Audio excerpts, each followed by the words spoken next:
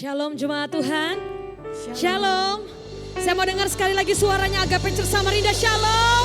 Shalom. Saya percaya hari ini setiap kita penuh dengan sukacita Tuhan. Amin. Sore hari ini mari kita akan datang menyembah Tuhan, meninggikan Tuhan. Mari kita akan berdoa bersama-sama untuk ibadah kita pada sore hari ini. Bapak terima kasih buat kasih-Mu yang sungguh besar dalam hidup kami Tuhan. Kami ada saat ini karena Tuhan itu baik. Karena penyertaan Tuhan itu sempurna dalam hidup kami. Terima kasih Tuhan, terima kasih. Ini setiap kami jemaat-jemaat Agape Church Samarinda Tuhan. Layakkan kami, kuduskan kami. Agar kami boleh layak menghampiri tahta kudus-Mu Tuhan. Untuk kami boleh menaikkan sembah kami. Untuk kami boleh menaikkan pujian kami. Dan kami berjanji sore hari ini hanya nama Tuhan Yesus yang kami sanjung tinggi. Hanya nama Yesus yang kami agung-agungkan di tempat ini Bapa. Terima kasih Tuhan, terima kasih. Kami serahkan ibadah kami dari awal, pertengahan sampai dengan selesainya. Semua jadi seturut dengan kehendak Tuhan. Hanya di dalam nama Tuhan Yesus kami serahkan ibadah kami. Haleluya. Haleluya. Haleluya. Terima kasih Tuhan. Terima kasih Tuhan. Kami bersyukur Tuhan. Kami tidak dapat membalas betapa baiknya Engkau Tuhan dalam hidup kami. Terima kasih Yesus, terima kasih Tuhan. Haleluya. Haleluya.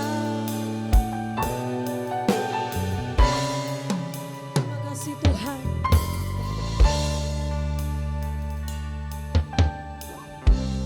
Dengan apa kan ku balas kasih-Mu? Amin. Yang ku terima dari-Mu. Dengan apa ku membalas cinta-Mu? Oh Yesusku, ku mau selalu bersyukur, selalu bersyukur. Kau Tuhan yang setia, yang selalu menopang.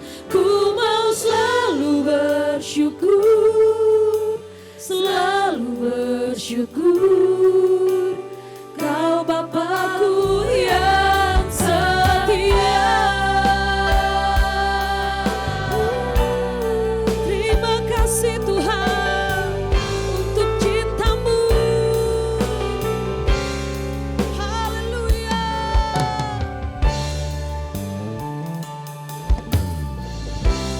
Dengan apa ku membalas kasih-Mu? Amin. Yang ku terima dari-Mu. Dengan apa Tuhan? Dengan apa ku membalas cinta-Mu? Oh Yesusku, ku mau selalu bersyukur, selalu bersyukur. Kau Tuhan yang setia, yang selalu menopang. Ku mau selalu bersyukur, selalu bersyukur. Kau Bapa-Ku yang setia. Ku mau selalu bersyukur, selalu bersyukur. Kau Tuhan yang setia, yang selalu menopang. Ku mau selalu bersyukur, selalu bersyukur. Kau Bapa-Ku yang setia. Ku mau selalu bersyukur. Amin. Selalu bersyukur. Kau Tuhan yang setia, yang selalu menopang. Ku mau selalu bersyukur, selalu bersyukur. Kau Bapa-Ku yang setia. Bapak Ibu jemaat Tuhan, apapun yang terjadi hari-hari dalam kehidupan kita. Mungkin hari ini keadaan kita sedang tidak baik-baik saja. Tetapi satu hal yang pasti bahwa Allah itu baik, amin, dalam hidup kita. Apapun yang sedang saudara rasakan hari ini, pengalaman apapun yang sedang saudara alami, percayalah bahwa semua itu mendatangkan kebaikan untuk hidup kita, amin. Mungkin kondisinya sedang gak baik hari ini, tapi percayalah Tuhan Yesus baik buat setiap kita. Dan kita mau bersyukur sama-sama di hadapan Tuhan sore hari ini. Apapun yang saudara alami, apapun yang saudara rasakan, kondisinya sedang gak baik ataukah baik, mari kita bersyukur sama-sama di hadapan Tuhan. Kita bersyukur untuk kebaikannya. Karena kita gak bisa balas betapa baiknya Tuhan dalam hidup kita. Kita gak bisa balas betapa setianya Tuhan dalam hidup kita. Sekalipun kita gak setia, tapi Tuhan itu setia dalam hidup kita. Ketika kita gak sanggup, Tuhan selalu menopang dalam hidup kita. Kita percaya ada penyertaan Tuhan dan mari bersyukur sama-sama sore hari ini. Mari Jemaat Agape Church Samarinda naikkan pujian yang terindah bagi Tuhan sore hari ini. Kita mau bersyukur sama-sama di hadapan Tuhan.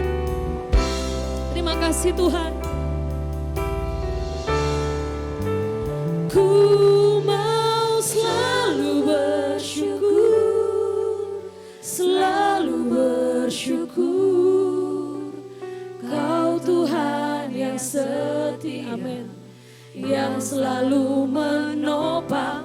Ku mau selalu bersyukur, selalu bersyukur. Kau Bapakku yang setia. Lagi sama-sama. Ku mau selalu bersyukur, selalu bersyukur. Kau Tuhan yang sangat setia dalam hidup kami, yang selalu menopang. Amin, amin. Ku mau selalu bersyukur, selalu bersyukur. Kau Bapakku yang setia. Ku mau selalu bersyukur, selalu bersyukur. Kau Tuhan yang setia, yang selalu menopang. Ku mau selalu bersyukur, selalu bersyukur.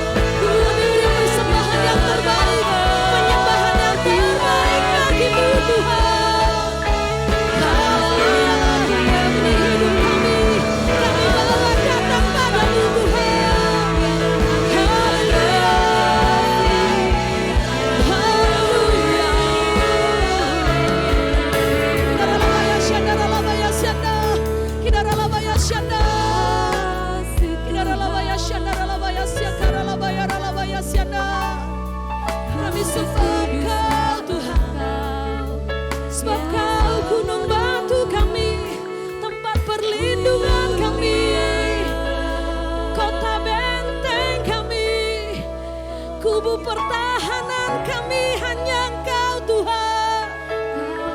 Kaulah satu-satunya Allah dalam hidup kami. Kami memuja-Mu, kami memuja-Mu Tuhan. Sembah kami hanya bagi-Mu Yesus Tuhan.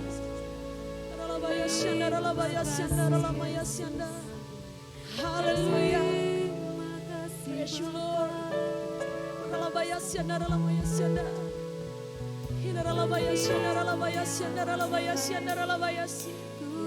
Haleluya, haleluya. Menyembah-Mu Tuhan, menyembah-Mu di tempat ini.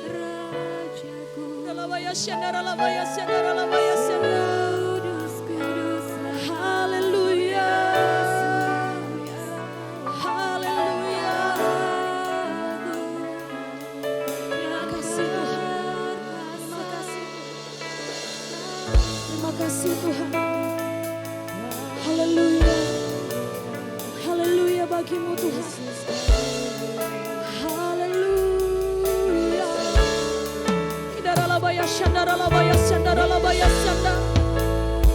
Mari angkat pujian kepada Tuhan. Angkat sembah-Mu. Mari bermazmur bagi Tuhan. Haleluya. Haleluya. Glory, haleluya. Glory, haleluya. Kami sembah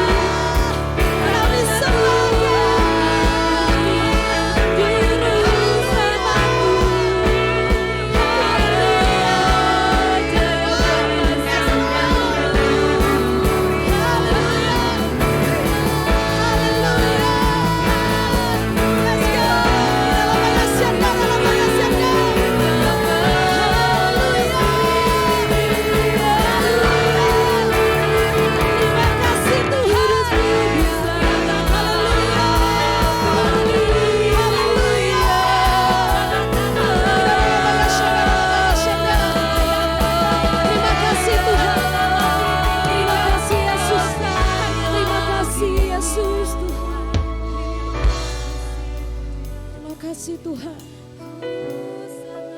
Kasih-Mu yang begitu besar dalam hidup kami.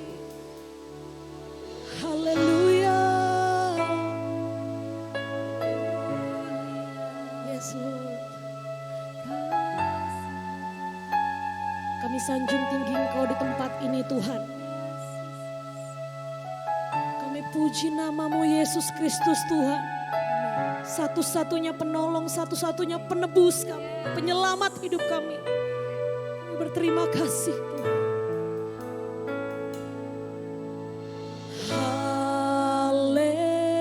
Haleluya.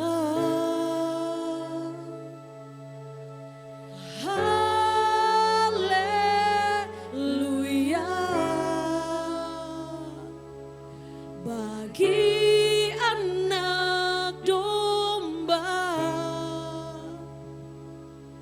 yang duduk di tahta. Katakan sama-sama haleluya. Haleluya.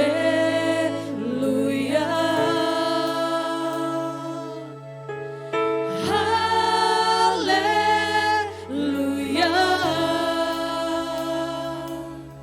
Bagi anak domba berkuasa selamanya. Sama-sama katakan haleluya. Haleluya.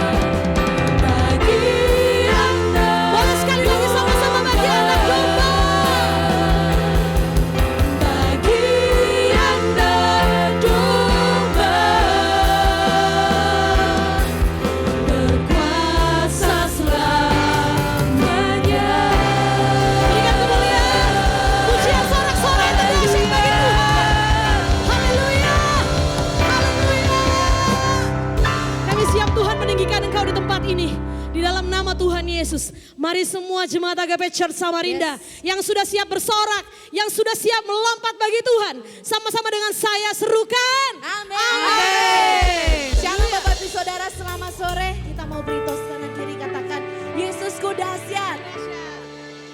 Dengan penuh semangat, seberapa banyak tempat ini percaya bahwa kita mengalami sukacita Tuhan. Boleh lambaikan tangannya? Kata hari ini apa? Kata hari ini anggur baru dicurahkan bagi saudara. Anggur baru buat jemaat Agape Church Samarinda.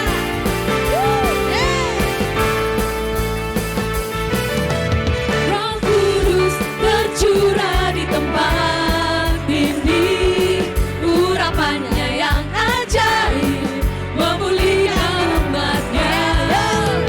Roh Kudus tercurah bagi gerejanya, membangkitkan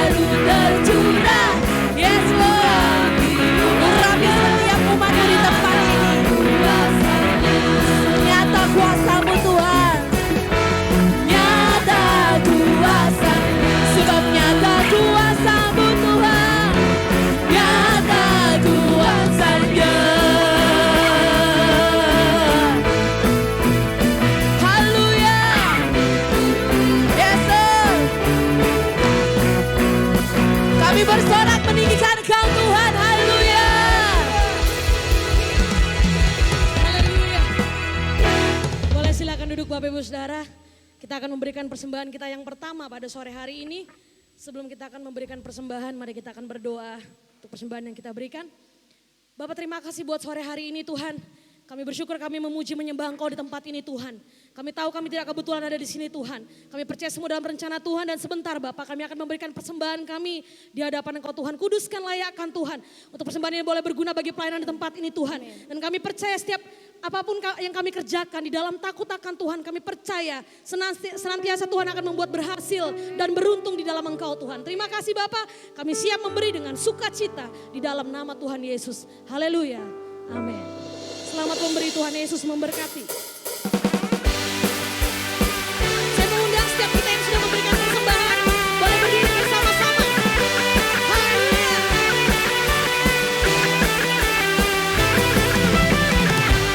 Kasih setiamu nyata bagiku,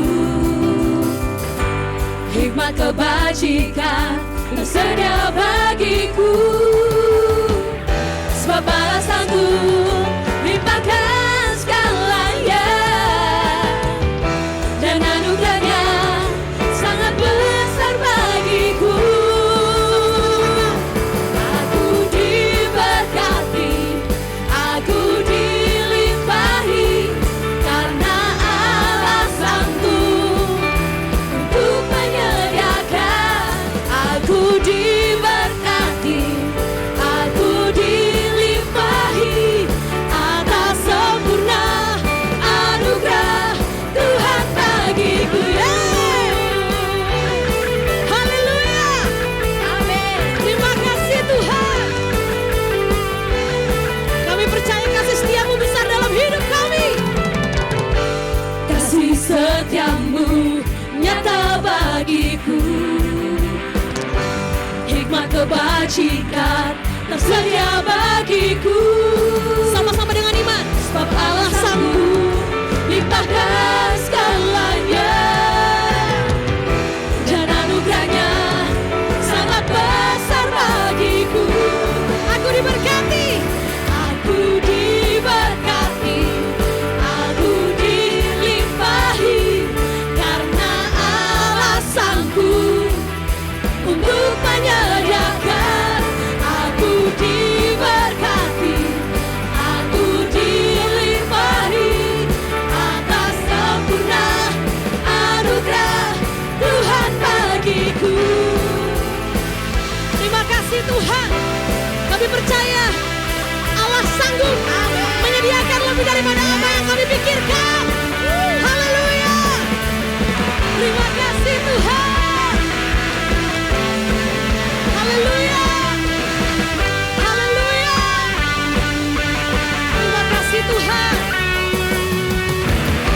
Sebab Allah sanggup limpahkan segalanya,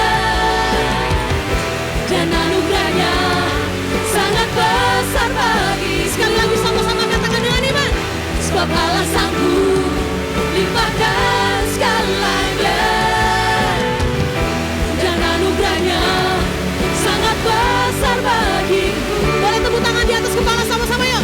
Aku diberkati, aku dilimpahi, karena Allah sanggup untuk menyediakan.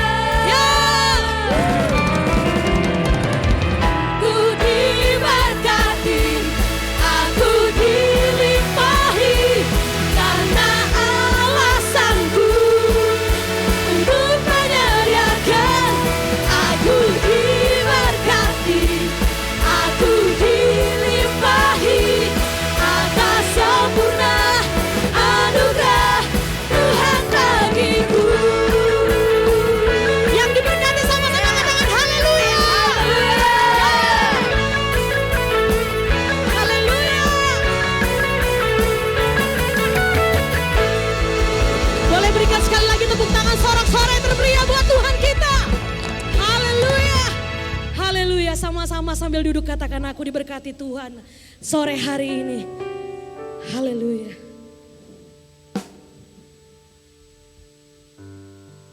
Terima kasih Tuhan pada sore hari ini. Kami sudah terima anggur baru-Mu. Kami terima berkat-Mu.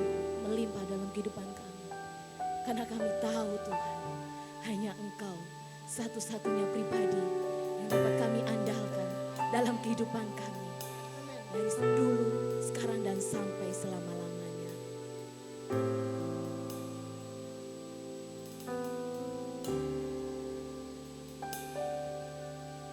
Engkau Tuhan yang setia, waktumu selalu yang terbaik. Engkau Tuhan sandaranku, dan ku hanya kan berharap padamu. Satu-satunya yang ku andalkan, satu-satunya yang ku percaya.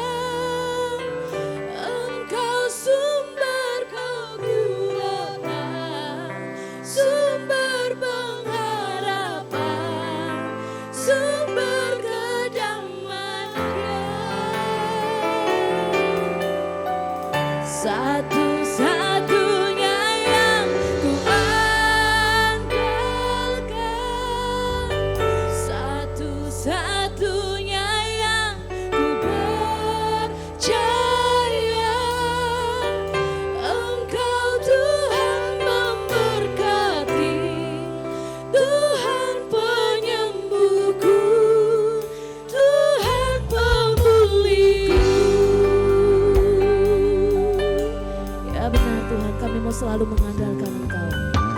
Engkau Tuhan yang setia, waktumu yang terbaik, waktumu selalu yang terbaik. Kau Tuhan sandaran kami, Tuhan sandaranku, dan ku hanya kan berharap padamu.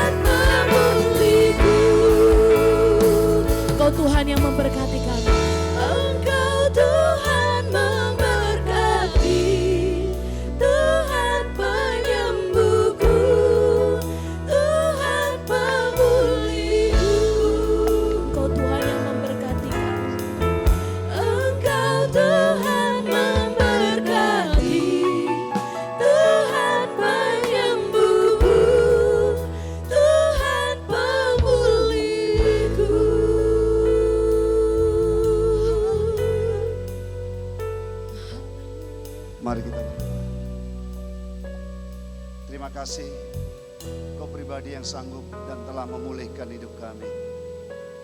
Dari setiap keadaan apapun, Tuhan telah siap menolong kami.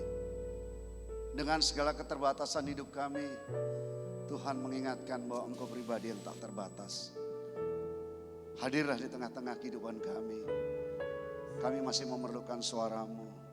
Kami memerlukan kebenaran firman-Mu untuk menjalani kehidupan ini agar kami tetap kuat dan bersinar, bercahaya di tengah dunia kegelapan ini. Hadirlah, berbicaralah. Setiap pribadi membutuhkan Engkau, membutuhkan kehadiran-Mu, membutuhkan kebenaran firman-Mu. Hambanya sebagai alat-Mu.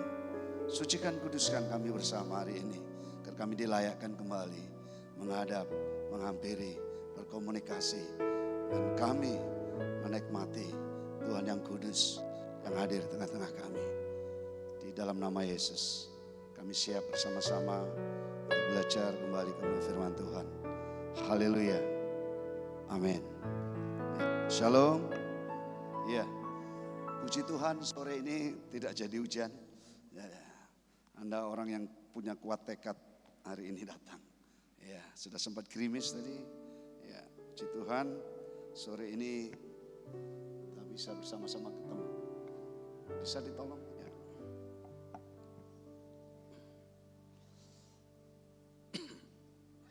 Ya, Bapak Ibu, ini dalam rangka menanti kalender gereja itu ya, pencurahan Roh Kudus. Roh Kudus sudah curahkan 2000 tahun lalu, tapi kalender gereja biasanya ada kegiatan-kegiatan doa menanti pencurahan Roh Kudus.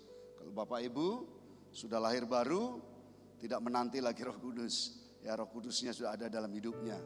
Namun momen-momen seperti ini bagaimana kita menghidupkan kembali, peka kembali, kerjasama kembali dengan Roh Kudus yang sudah tinggal dalam hidup kita. Nah, kitab Hakim-Hakim adalah salah satu kitab perjanjian lama di mana di dalam kisah-kisahnya Roh Kudus begitu terlibat luar biasa. Roh Kudus memenuhi, Roh Kudus membimbing, dan terus begitu. Roh Allah maksudnya dikatakan seperti itu. Ini satu-satunya. Karena Roh Kudus itu sejak dunia diciptakan dia sudah terlibat. Jangan dipikir Roh Kudus itu baru ada ketika hari Pentakosta. Enggak. Itu momen sejarah tersendiri. Di mana kalau dulu Roh Kudus berkarya ke bangsa tertentu, bangsa yang khusus, orang yang khusus. Tapi sejak peristiwa pencurahan Roh Kudus hari Pentakosta itu, segala suku bangsa punya potensi, punya kesempatan didiami oleh Roh Kudus. Ya, entah itu statusnya tinggi atau rendah. Bahkan Yoel mengatakan hamba-hamba pun. Tidak hanya orang tua tapi anak-anak pun. Ya, jadi itu sebabnya hari ini kita belajar dari kitab perjanjian lama. Ya. Mari kita baca bersama-sama kitab Hakim-Hakim. Ya, kitab Hakim-Hakim. Kita baca mulai ayat 1. Ya. 1, 2, 3. Sesudah Yosua mati, orang Israel bertanya kepada Tuhan, siapakah daripada kami yang harus lebih dahulu maju menghadapi orang Kanaan untuk berperang melawan mereka? Firman Tuhan, suku Yehuda lah yang harus maju. Sesungguhnya telah kuserahkan negeri itu ke dalam tangannya. Lalu berkatalah Yehuda kepada Simeon, saudaranya itu, majulah bersama-sama dengan aku ke bagian yang telah diundikan kepadaku. Dan baiklah kita berperang melawan orang Kanaan. Maka aku pun akan maju bersama-sama dengan engkau ke bagian yang telah diundikan kepadamu. Lalu Simeon maju bersama-sama dengan dia. Ayat 4. Maka majulah suku Yehuda. Lalu Tuhan menyerahkan orang Kanaan dan orang Feris ke dalam tangan mereka. Dan mereka memukul kalah orang-orang itu dekat Besek. 10.000 orang banyaknya. Di Besek mereka menjumpai Adoni Besek dan berperang melawan dia. Dan mereka memukul kalah orang Kanaan dan orang Feris. Tetapi Adoni Besek melarikan diri. Lalu mereka mengejarnya dan menangkapnya dan memotong ibu jari dari tangannya dan dari kakinya. Kata Adoni Besek, ada 70 raja dengan terpotong ibu jari tangan dan kakinya. memungut sisa-sisa makanan di bawah mejaku. Sesuai dengan yang kulakukan itu. Demikianlah dibalaskan Allah kepadaku. Kemudian dibawa ke Yerusalem. Lalu mati. Ya, demikian pembacaan firman Tuhan. Saya teringat waktu di pedalaman ada beberapa orang ambil keputusan. Ya, lalu suruh pilih nama baptisan. Ya, ada banyak orang Kristen namanya Adoni. Padahal Adoni ini nama orang yang musim Tuhan. Ya, karena orang tuanya nggak tahu ya siapa Adoni gitu mungkin ya. Jadi keren gitu ya. Nah, lalu ada seorang itu ambil nama itu Pontius Pilatus. Loh, saya bilang, sudah baca Alkitab belum? Gue bilang, kok mau pakai nama baptisan Pontius Pilatus? Gue bilang, ini yang nyalibkan Yesus, saya bilang. Baru dia ngerti, oh begitu Pak ya. Jadi nggak boleh pokok dari Alkitab diambil katanya. Ya iyalah, gue bilang. Ya, jangan sembarang dari Alkitab. Dia bilang kalau dari Alkitab pasti kudus. Ya betul, kalau ya kan. Memang ketika jadi firman itu siapa dia kan gitu. Ya, jadi Adoni Besek. Ya. Demikian pembacaan firman Tuhan. Ini bagian firman Tuhan khusus hakim-hakim itu kontras dengan kisah di dalam kitab Yosua. Makanya Yosua di awal tadi disebutkan. Kalau Bapak Ibu belajar kitab Yosua, Yosua itu kitabnya, temanya itu Tuhan menepati janjinya. Itu yang pertama. Yang kedua, kemenangan hanya diperoleh melalui iman. Sehingga dalam konteks perjuangan orang beriman di Yosua itu, dia menerima janjinya Tuhan, menerima kemenangannya, betul-betul mereka berjuangnya dengan iman. Tapi begitu masuk kitab Hakim-Hakim, ini berbeda sekali temanya. Kitab Hakim-Hakim punya tema yaitu kompromi di dalam iman. Sehingga selama 400 tahun kurang lebih, ya, sampai 430 catat di Alkitab, tapi sebetulnya tumpang tindih antara hakim satu sama lain. Jadi kalau berdasarkan penelitian bisa jadi antara 350 gitu ya, sampai 400-an tahun. Pola hidupnya hanya seperti itu.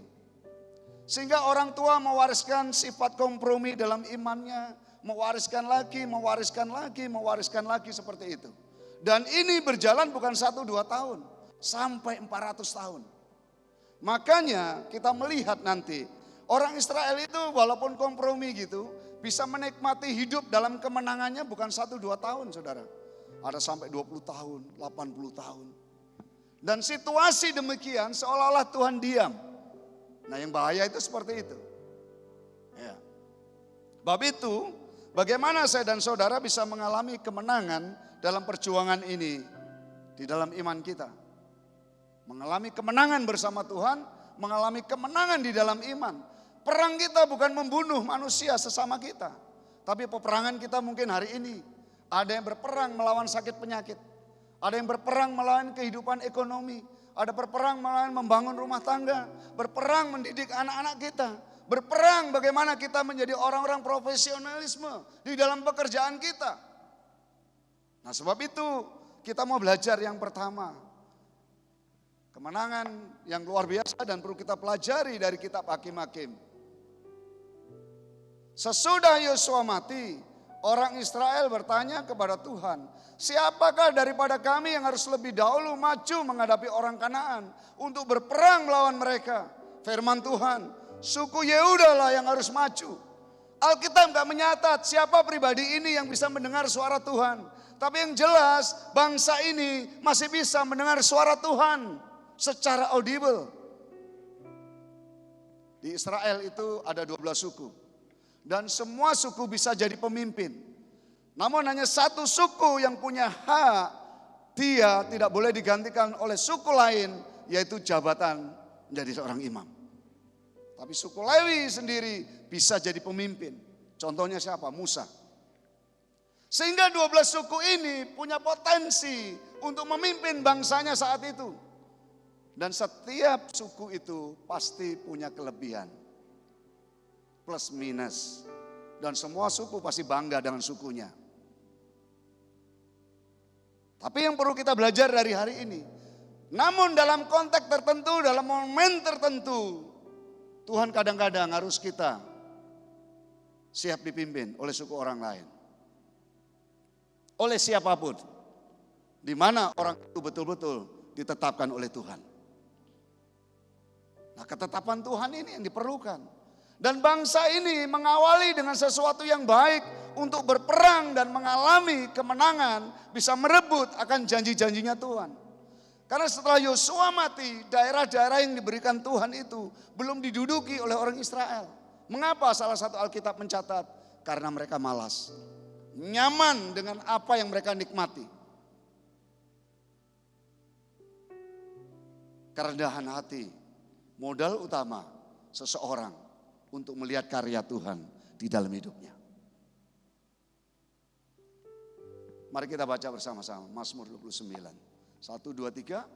Ia membimbing orang-orang yang rendah hati menurut hukum. Dan ia mengajarkan jalannya kepada orang-orang yang rendah hati. Dia sadar Tuhan itu hanya membimbing, hanya mau menolong, menyertai, mendampingi orang-orang yang rendah hati. Dan orang yang rendah hati itu akan menikmati kemenangan peperangan paling tidak di dalam Tuhan. Apabila ia menghadapi pencemooh, maka ia akan mencemooh kalau orang gak punya rendah hati. Tetapi orang yang rendah hati dikasihinya. Kalau ada orang di dunia yang ngomong aku ini rendah hati, itu artinya sombong. Tapi hanya pribadi yang perlu kita teladani. Dia berani berkata aku ini rendah hati, belajarlah kepadaku. Siapa? Yesus. Yesus saja ngomong aku ini rendah hati. Makanya kalau mau jadi orang rendah hati, belajarlah sama Yesus. Belajarlah dengan firman Allah, dengarlah suara Allah. Maka Bapak dan Ibu akan menjadi orang yang rendah hati. Kemarin saya pelayanan di rumah sakit, saya ingatkan berupa dokter. Jangan pernah mengandalkan kemampuan dan kehebatan dan pengalaman, saya bilang. Karena firmannya waktu itu, kemarin saya sampaikan itu salah satunya mengandalkan dan mencari Tuhan. Saya sampaikan, pengalaman profesionalisme juga bisa salah suatu saat, bisa gagal. Saya kasih contoh, ada anak saya itu orang tuanya punya anak kecil yang jauh usianya ya. Kakaknya kelas 6 SD baru lahir anaknya. Orang tuanya ini ayahnya masih Buddha, istrinya Kristen. Tapi Kristen juga ya nggak tahu berjemaah di mana gitu ya. Kami kenal baik karena memang anaknya satu kelas sama Salum waktu di SD. Nah anak ini habis lahir gitu sakit. Diperiksa katanya hanya infeksi tali pusatnya. Dianalisa, putusan terakhirnya itu harus dioperasi, dibongkar total ususnya. Sudah pasang alat sana sini, ibunya itu nangis terus. Dia mau telepon pendeta mana, nggak tahu berjemaah di mana, telepon kami. Ya saya katakan, saya nggak bisa membuat mujizat. Tapi ada Tuhan kita yang bisa membuat mujizat. Saya ajak untuk beriman kepada Kristus, sama istri saya didampingi, saya berdoa. Hari-hari nangis, karena tadi ada yang baru anak kecil meninggal di samping. Besoknya lagi telepon, ada baru lagi keluar mati, bagaimana anak saya? Dia bilang, sudah habis 100 juta, habis dioperasi, tidak mengalami perbaikan. Saya sampaikan ke dokternya kemarin, ke dokter-dokter itu. Jangan pernah mengandalkan kehebatan, saya bilang. Di rumah sakit ini justru anak yang saya kenal, habis 100 juta tidak bisa diatasi masalahnya. Hanya orang tuanya saja berdoa supaya Tuhan beri hikmat. Nanti ada orang dokter yang beri hikmat untuk bisa menyelesaikannya.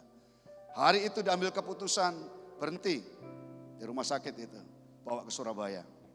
Bongkar ulang anak ini, begitu dibongkar dia bilang, siapa dokter yang operasi? Ngawur aja pasang ususnya ini seperti ini. Makanya gimana anak mau sembuh katanya. Cuma salah masang ususnya kembali. Sudah habis 100 juta Bapak Ibu. Makanya kita diajar, jangan mengandalkan kepandaian kita, kemampuan kita, kehebatan kita. Tapi kita perlu menghadirkan Tuhan hari lepas hari dalam hidup ini.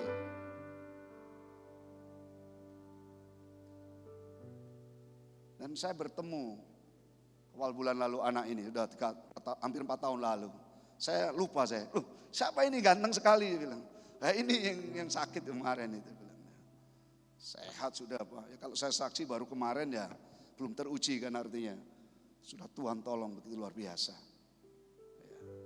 Puji Tuhan mau diajak merendahkan hati, mencari wajah Tuhan. Kadang-kadang kalau orang punya duit itu sebelum dipepetkan duitnya nggak bisa tolong saudara, baru cari Tuhan. Hati-hati, jangan sampai seperti itu. Sebelum kita melangkah, sebelum semuanya buntu, kita perlu cari Tuhan dulu. Karena dokter bisa salah, siapapun bisa salah. Karena pengalaman tidak menjadi jaminan. Tapi orang yang bersama Tuhan akan diberi hikmat untuk punya jalan keluar dalam segala permasalahan hidupnya. Ini awal yang baik dalam perjuangan. Mereka tidak menonjolkan dirinya aku yang terhebat, tapi satu, dia sepakat kami punya Tuhan yang hebat, Tuhan kami sama dan Tuhan bisa memakai siapapun di antara kami. Ayo kita cari wajah Tuhan agar Tuhan menunjukkan siapa yang akan menuntun kami. Karena konteksnya hari itu tidak ada seorang yang jadi pemimpin. Potensi bangsa yang seperti ini chaos. Tapi puji Tuhan, pesannya Yosua dijalankan oleh bangsa ini. Yang kedua, kemenangan perjuangan di dalam Tuhan itu hanya terjadi ketika orang tidak mengubah sikap hatinya, tetap terpaku pada Tuhan. Ada banyak orang mengawali betul dari Tuhan, mendengar suara Tuhan. Dan itu yang sering kita jadi rujukan, lihat hamba Tuhan besar mendengar Tuhan dan segalanya.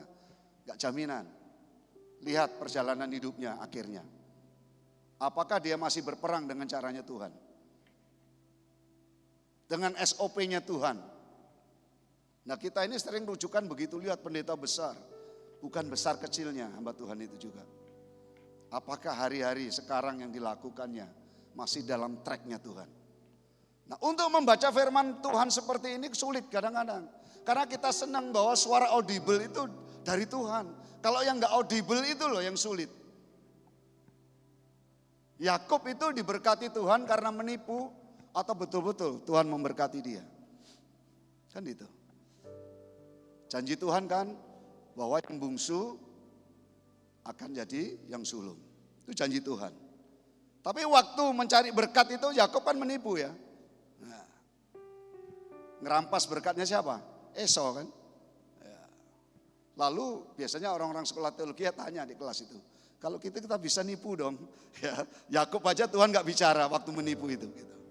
Nah, apa seperti itu? Nah, sama dengan ayat ini perhatikan.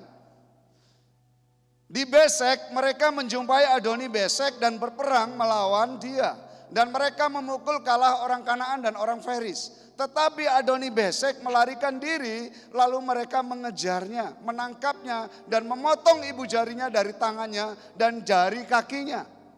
Kata Adoni Besek, ada 70 raja dengan terpotong ibu jari, tangan dan kakinya. Memungut sisa-sisa makanan di bawah mejaku. Sesuai dengan yang kulakukan itu, demikianlah kan dibalaskan Allah kepadaku. Kemudian ia dibawa ke Yerusalem dan matilah dia di sana. Awal bangsa ini mendengar suara Tuhan. Tapi dalam perjalanannya ketika berperang, dia tidak pakai SOP-nya Tuhan. Ada seorang dukun, petenung yang luar biasa, namanya Biliam. Karena dia mau disewa Balak untuk mengutuki Israel, Tuhan datang berbicara sama dia. Jangan pergi. Saya kadang-kadang iri ya, dukun yang penyembah berhala itu bisa didatangi Tuhan. Lah kadang-kadang kita ini tiap hari ke gereja beribadah, Tuhan kok gak datang-datang dalam hidup kita. Ya kan itu, seolah-olah seperti itu kan. Ya.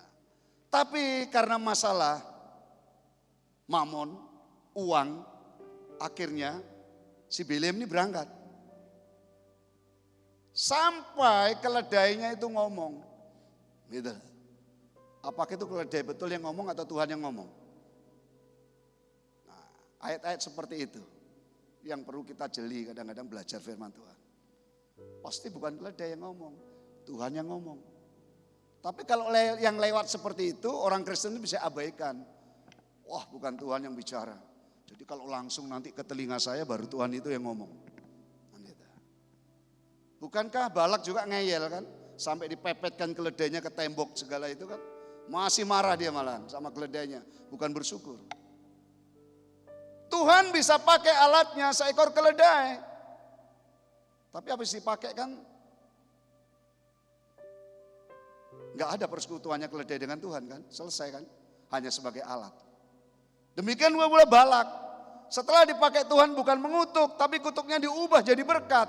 Tapi habis itu, apakah Balak punya hubungan intim dan masuk ke kekekalan bersama Tuhan? Enggak. Nah yang bahaya itu, ketika kita berperang, sudah mendengar suaranya Tuhan untuk maju, untuk melaksanakan. Tapi begitu dieksekusi, apa yang kita jalankan tidak sesuai dengan caranya Tuhan. Dan seolah-olah Tuhan bisu di dalam kemenangan peperangan kita. Ini yang paling bahaya. Seolah-olah Tuhan setuju dengan cara berperangnya orang-orang kafir itu. Padahal Tuhan pakai mulut orang kafir ini untuk mengatakan, kamu menang bukan caranya Tuhan, tapi dengan cara duniaku. Makanya jangan heran kalau orang bertambah kaya, tambah terkenal dan segalanya. Lihat SOP yang dilakukan. Tuhan itu diam kadang-kadang seperti ini. Dan Tuhan biarkan dia berhasil. Bukan 1-2 hari, nanti belajar dari kitab Hakim. Sampai mengalami dan menikmati kemenangan dan cara demikian. Sampai puluhan tahun. 40 tahun, 80 tahun, 20 tahun. Itu begitu siklusnya. Makanya jangan heran kalau orang dunia ini kadang-kadang lebih berhasil, bisa dibandingkan anak Tuhan. Dan anak Tuhan sering terpancing. Awalnya benar, dia bertanya sama Tuhan, pekerjaanmu ini iya, kamu di sini.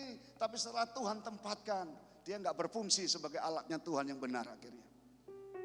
Motivasinya apa? Hanya masalah uang, masalah kedudukan, masalah ketenaran. Firman Tuhan yang berbicara halus seperti ini jarang kita tangkap. Justru ini sebetulnya peperangan yang dimaksudkan dalam bahasa aslinya sebetulnya heremnya Yahweh. Ini tidak diterapkan ke bangsa Kanaan. Nanti justru diterapkan kepada sukunya sendiri. Kalau Bapak Ibu baca akhir kitab Hakim-Hakim. Justru yang dibantai dengan caranya Tuhan itu suku Benyamin. Hampir punah malah dia. Ini kan kebalik gitu loh. Justru heremnya Yahweh tidak diperlakukan ke bangsa ini, tapi justru dilakukan ke bangsanya sendiri. Nanti di akhir cerita Hakim-Hakim itu justru diterapkan kepada suku Benyamin. Nah, makanya kitab Yosua itu kan diawali gini, teguhkanlah hatimu, kuatkanlah, jangan menyimpang kemana, ke kanan dan ke kiri. Berpeganglah teguh pada firman Tuhan. Berkali-kali Tuhan mengingatkan. Makanya tema kitab Yosua itu menang karena beriman. Begitu masuk Hakim-Hakim, kompromi di dalam iman. Ini peperangannya Tuhan. Tuhan punya cara di dalam berperang. Anda hidup di kantor berbeda, kantornya sama. Anda menghadapi penyakit dengan orang di luar iman sama penyakitnya, mungkin cara menghadapinya beda.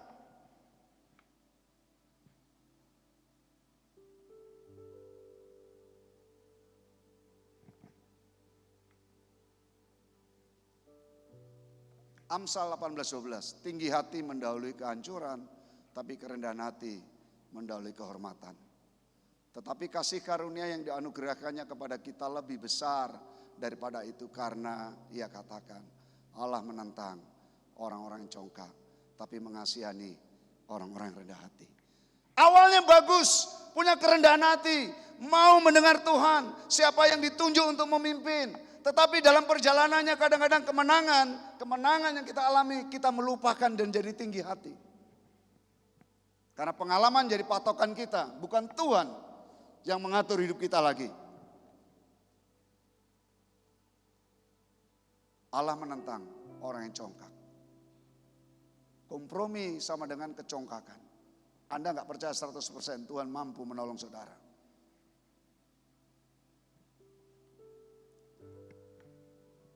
Kitab Yosua jika dibandingkan lebih dalam dari Hakim-Hakim. Tetapi aku dan seisi rumahku kami akan beribadah kepada Tuhan. Kata ibadah di sini artinya bekerja. Anda akan bisa bekerja seperti caranya Tuhan kalau Anda jadi hambanya Tuhan. Makanya dalam bahasa Ibrani itu hanya permainan kata, ebed dan abad. Seorang ebed, hamba, akan bisa dia melakukan abad. Maka diterjemahkan beribadah itu bahasa aslinya bekerja. Anda melayani Tuhan bukan di mimbar ini. Mimbar Anda ada di kantor. Mimbar Anda di rumah tangga Anda. Mimbar Anda ada di tempat RT RW Anda tinggal. Itu tempat penyembahan Anda di sana. Di sini tempat latihan saja. Medan perangnya ketika kita pulang dari tempat ini. Apakah benar Anda ini menjadi orang yang beribadah kepada Tuhan? Dilihat dari apa yang Anda kerjakan. Dan cara Anda bekerja sama enggak dengan orang dunia atau berbeda? Makanya tadi Tuhan bicara lewat Adoni Besek. Kamu betul menang, tapi pemenanganmu, cara berperangmu tidak beda dengan cara saya mengalami kemenangan. Kata Allah itu dalam konteks aslinya dewa, karena Elohim. Itu bukan pernyataan orang beriman. Nanti kalau dia ngomongnya Yahweh, Adoni itu baru benar. Karena Yahweh itu pasti Allah. Tapi kalau Allah belum tentu Yahweh. Karena diterjemahkan bahasa Indonesia Allah tadi itu. Kita pikir wah Tuhan merestui dong kalau gitu kemenangan. Enggak. Itu bahasanya orang kafir, orang gak beriman. Sebetulnya sedang mempermalukan orang Israel. Betul. Kamu waktu berperang Tuhan yang nyuruh. Siapa pemimpinmu? Dan aku dikalahkan tapi cuma masalahnya cara mengalahkanmu. Tidak beda dengan orang yang gak beriman. Cara bekerjamu tidak beda dengan cara orang di kanan kirimu. Dan engkau menghalalkan cara seperti itu. Itu loh bahasa modernnya. Kira-kira seperti itu. Dan Tuhan izinkan mengalami kemenangan. Yang seperti ini yang sangat bahaya. Dalam menjalani hidup sebagai orang beriman. Lalu ayat 24 di Yosua itu katakan. Orang Israel beribadah kepada Tuhan sepanjang zaman Yosua. Dan sepanjang zaman para tua-tua. Awal dia mendengar para tua-tua, awal mendengar masih orang-orang yang hidup sezaman Yosua. Setelah itu mereka berjalan semaunya. Coba di kitab Hakim-Hakim dikatakan, baik pasal 17, pasal 21 terakhir ditutup dengan kata yang sama. Setiap orang berbuat apa yang benar menurut pandangannya sendiri. Dan itu ditularkan, itu diwariskan berabad-abad. Makanya kita orang Kristen harus belajar. Jangan sampai kita menularkan ke anak cucu kita dengan pola dosa yang sama dalam hidup ini. Itu yang kadang-kadang contohnya begini loh. Yang bukan bicara dosa aja. Mengapa kadang-kadang orang yang diabetes itu pikirnya turunan. Kan gitu ya. Padahal pola makannya di keluarga itu yang sudah terbentuk. Umumnya begitu menurut ilmu kedokteran. Nah seperti itu kadang-kadang dosa itu. Pola dosa itulah yang kita turunkan kadang-kadang gak kita sadari. Seperti ini. Sampai berjalan 400 tahun seperti ini bangsa ini.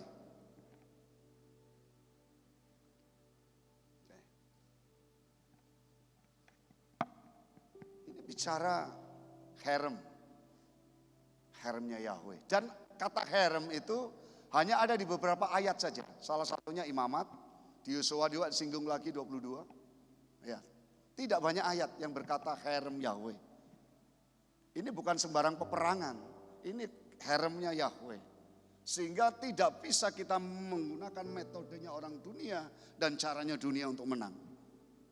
Dan dia sudah mengawali benar tadi mendengarkan suara Tuhan. Cuma prakteknya dia tidak laksanakan sepenuh hati kebenaran firman itu. Dan cara berperangnya sebetulnya sudah disampaikan SOP-nya lewat kitabnya Musa di akhir-akhir hidup Musa itu. Dan dilanjutkan di dalam cara peperangnya Yosua.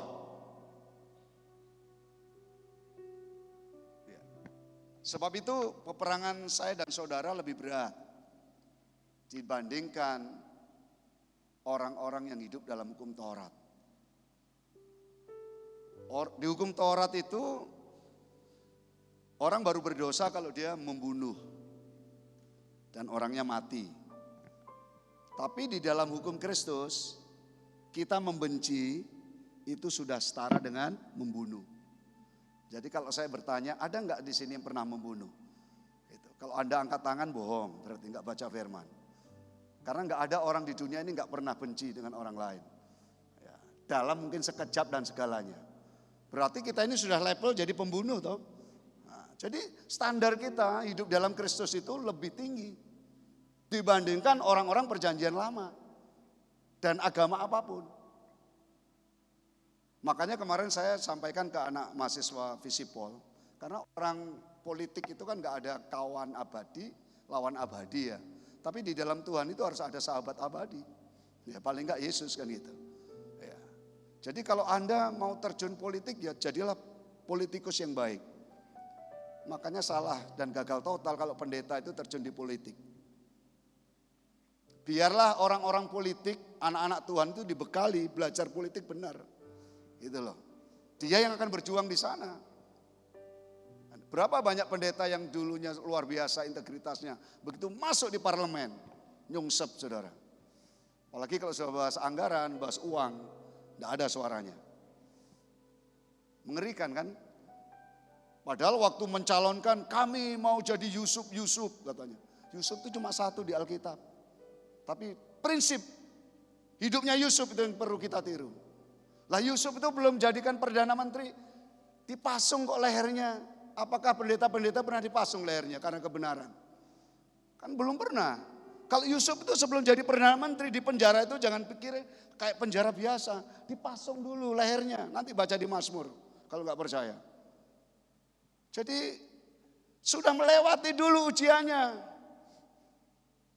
Makanya kita nggak bisa jadi Yusuf. Yusuf cuma satu di Alkitab. Prinsip hidup Yusuf yang perlu kita tiru. Prinsip hidup Abraham yang perlu kita tiru. Prinsip hidupnya Daud yang harus kita tiru. Setiap pribadi yang diciptakan di dunia ini spesial adanya. Orang kembar pun tidak akan sama. Mari kita baca sama-sama. Yesus nggak pernah menurunkan standarnya. Perjanjian lama berkata, jangan kamu berzina. Dosa kalau kita berzina dulu baruan kan. Tetapi perjanjian baru ngomong apa? Kamu baru melihat, kamu sudah berzina. Jadi kalau saya tanya, ada nggak di sini yang pernah berzina? Kalau bapak ibu nggak angkat tangan, bohong. Kan gitu. Ya, termasuk saya kan melihat orang, oh kok cantik ya, kan udah tertarik gitu. Nah, jadi standar kita itu tinggi berarti, lebih tinggi. Makanya murid-murid bertanya, kalau gitu siapa yang akan selamat? Ya kita ini hanya selamat karena kasih karunia. Sebab itu hidup di dalam kasih karunia, itu standarnya lebih tinggi. Mengapa kita bisa lakukan itu? Karena Roh Kudus diberikan dan hidup dalam diri kita. Mari kita baca, kalau enggak percaya sama-sama ya. Matius 19, 1, 2, 3. Sekali lagi aku berkata kepadamu, lebih mudah seekor unta masuk melalui lubang jarum daripada seorang kaya masuk dalam kerajaan Allah. Ketika murid-murid mendengar itu, sangat gemparlah mereka dan berkata, jika demikian, dikatakan, siapa yang bisa diselamatkan? Karena tinggi sekali standarnya Yesus itu.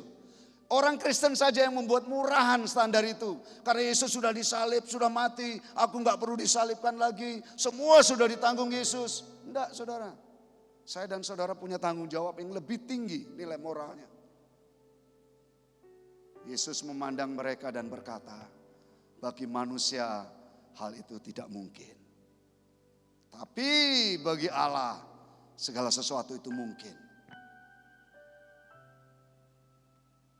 Roh Kudus yang akan memampukan standarnya Allah dalam hidup kita.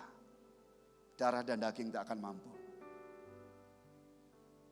Sebab itu dalam seminggu ini kita memperingati hari pencurahan Roh Kudus.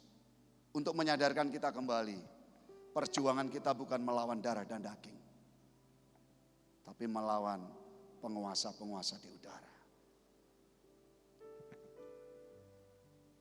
Iya, kalau lihat tulisan ini tangan Tuhan, pasti rohani ya.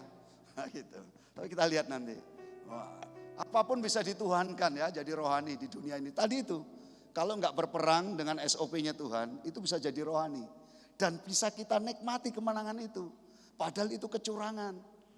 Nah ini bahaya itu seperti itu Bapak Ibu. Coba tolong putarkan. Di dunia sportivitas, tapi nggak sportif di dalamnya. Dunia sport itu kan menjunjung sportivitas. Tapi faktanya, ya seperti itu. Coba kita lihat. Bukan tambah nyungsep, tambah terkenal, tambah hebat. Ya.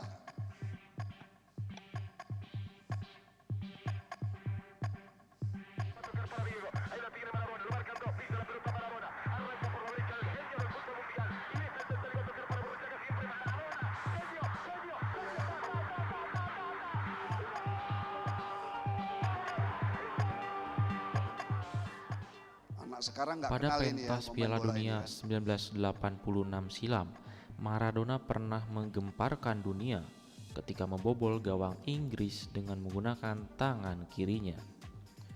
Gol itu terjadi pada 22 Juni 1986 di Stadion Azteca di Mexico City. Di penghujung babak pertama saat permainan masih imbang 0-0, Maradona mulai mempengaruhi hasil akhir pertandingan. 6 menit memasuki babak kedua permainan, Maradona mencoba menerobos pertahanan lawan dan mengoper bola kepada rekan setimnya Jorge Valdano.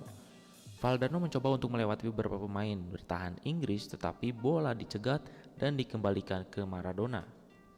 Sendirian di kotak penalti dan dengan bola yang mengarah ke dia, Maradona memperebutkan bola dengan kiper Peter Shilton yang berdiri 20 cm lebih tinggi dari Maradona. Shilton melompat ke depan dengan tangan kanannya, sedangkan Maradona mencoba menyundul bola tersebut namun dengan bantuan tangan kirinya. Tinju Maradona yang terangkat mendekati kepalanya menyentuh bola tersebut terlebih dahulu dan membenturkan bola ke gawang Inggris. Maradona mulai melakukan selebrasi sembari melirik ke wasit dan hakim garis untuk mengonfirmasi. Dia kemudian merayakan gol tersebut dengan sempurna. Iya, tek. Wasit Iya.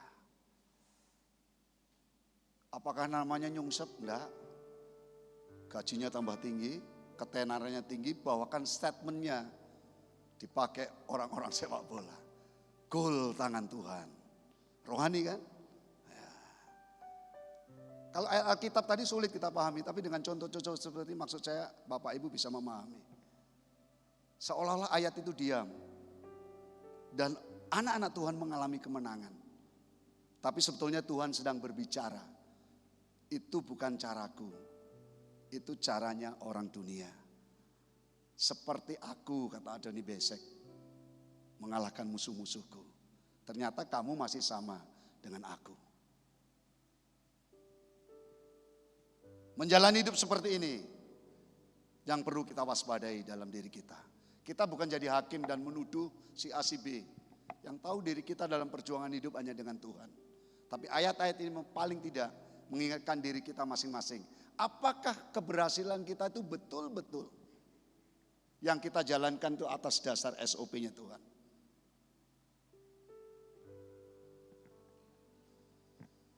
Seorang dokter lulus S1 di UI tahun 52. Melanjutkan studi di Rusia. Mencapai gelar doktor. Pulang ke Indonesia jadi pemulung. Jadi pemulung. Sampai hari ini loh, tahun 2022 ini. Waktu itu mau jadi dosen di negeri, tidak diterima kesarjanaan gelar doktornya oleh Menteri Pendidikan Fuad Hasan. Bahkan waktu pulang dia ditahan 6 tahun di penjara. Karena dia lupa memperpanjang paspornya, sempat mati pulang. Ditanya alasannya apa, enggak kasih jawaban. Ya, tahun. Tapi toh dia sempat jadi dosen di universitas di Jakarta, swasta ya. Sampai kepangkatannya di dalam ngajar itu level profesor. Tapi hari ini dia ini jadi pemulung tetap. Gitu ya, jadi pemulung, bayangkan, ya, jadi pemulung. Tapi dia katakan juga, saya juga malu sebetulnya gitu ya. Tapi karena saya punya prinsip, saya ini ingin menyelamatkan dunia. Salah satu cara menyelamatkan dunia itu dari polusi sampah. Makanya itu kenikmatan buat saya memulung katanya. Ya, jadi dia kerjanya itu di Blora ini ya. Dari jam 7 malam hanya sampai jam 9.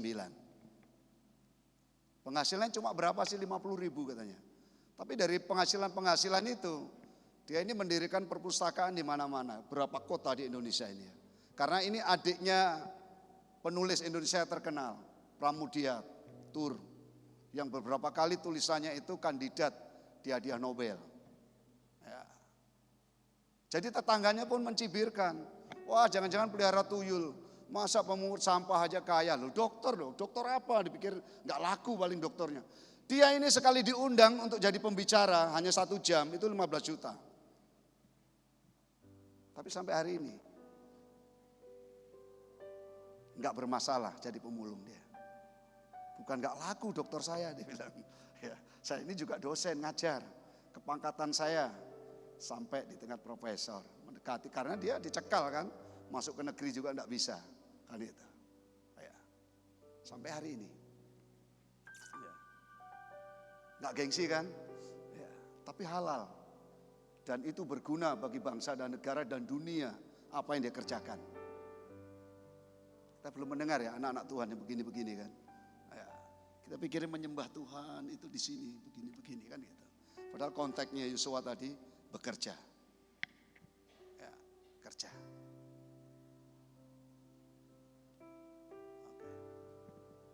Apa yang kita kerjakan itu nanti dipertanggungjawabkan di hadapan Tuhan. Makanya nanti ada orang bangga.